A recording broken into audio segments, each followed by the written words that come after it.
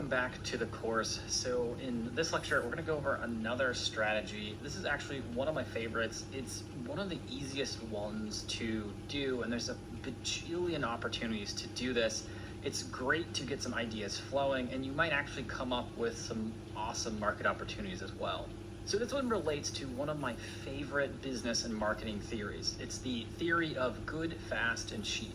If any of you guys are coming from my other courses, any of my outsourcing courses or my web services business courses, you know that I love this theory and I love using it as a paradigm to explain how you position yourself for success. Now, let me explain to you very briefly what it is. This theory primarily applies to service businesses and less so to products, but it still can be used for product-based businesses. Service-based businesses, remember, are things where you're providing a service to the customer, you're not physically just selling them an item. So the theory goes like this. Every business out there can be rated on 3 different dimensions: good, fast, and cheap.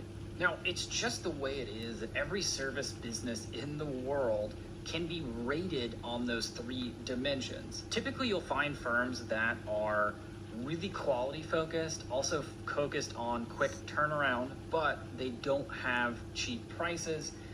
Or you might find someone who's trying to be the low cost option, who's fast, quick, turns it around for really little, but quality's not really their main focus. You can also find businesses that are bad at all 3, or okay at 2 and bad at the other.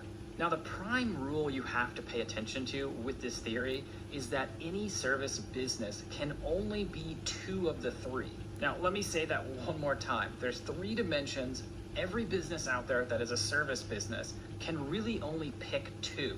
If you want to start a service business that's good and cheap, the only possible way you can deliver something that's higher quality and it's cheap is by being flexible on time. The only way that you can be cheap and fast at the same time is by giving up some on the quality side. Now, if you want to be the person who gives the highest quality and also can do it in a quick time, you pretty much just have to give up on prices, because the only people or services that can deliver it that quickly and that good are going to be the top of the line, most expensive. Okay, so the way that we use this to come up with potential business opportunities, we're going to take the list that we filled out when you did the My Fit lectures. If you don't know what I'm talking about, it's the worksheet where we filled out our top 3 passions, hobbies, experiences, and skills. It looks like this. Hopefully you have this readily available. So what you want to do is take something off of this, something you have a hobby with, something you're passionate about, something you have experience with, or something you're very skilled at. Focus in on that item, whether it's the hobby of running, whether you have an experience in finance, whether you have a skill in programming. Then try to think of a business in any of those spaces that you like what they're doing and you think that they're really kind of onto something. Now, this is the case all the time. I could tell you a company I love based on any of the criteria we just covered before, but what they're doing, I think they're doing poorly or could be done better. So what you do is you take that company that's in your head, you figure out how to give their service, but with a different combination of the 3 criteria we covered: good, fast, and cheap. All right, so I'll give you 2 examples. One is a small business, and this is a small service business. Let's say you went to your sheet, and one of the skills you have is creative writing and helping people with research essays. That's a less common skill, and that's something that's very serviceable. So you probably know in your area or in whatever area you think you're an expert in with regards to writing that there are probably service businesses that help people either with editing or fixing their essays or helping them position their stories for things like admissions or things like research papers for getting grades. What you would do is you would try to figure out what are the 2 elements they're going for. So let's say you research that company and you figure out that they're really going for good and fast, but they're actually quite expensive. So the other 2 options that are available to you are fast and cheap, and then cheap and good. Now, fast and cheap in this scenario, well, maybe that might be better angled for the students out there that are procrastinators, right? They want it turned around quickly and also cheap. It also could be a better business model because it targets essays and writing activities that are more frequent but less important.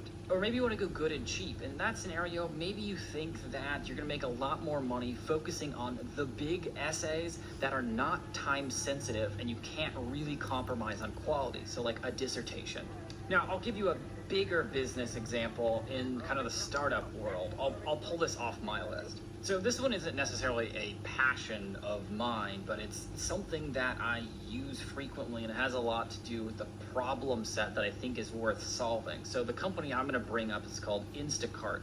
What they do is they're an on-demand company that hooks you up with these private shoppers who go and pick up your groceries for you, deliver them to you for a fee. Now, they're a classic convenience play. If you guys skip forward to the business model sections where we talk about on-demand, they're always focusing on being more convenient. But we can analyze this on all three dimensions. They focus, because they are an on-demand company, on being fast primarily. Then the question is, are they good or are they cheap? Well, I can tell you that they're not really cheap. And good, it's really hard to say because they get their orders wrong quite frequently.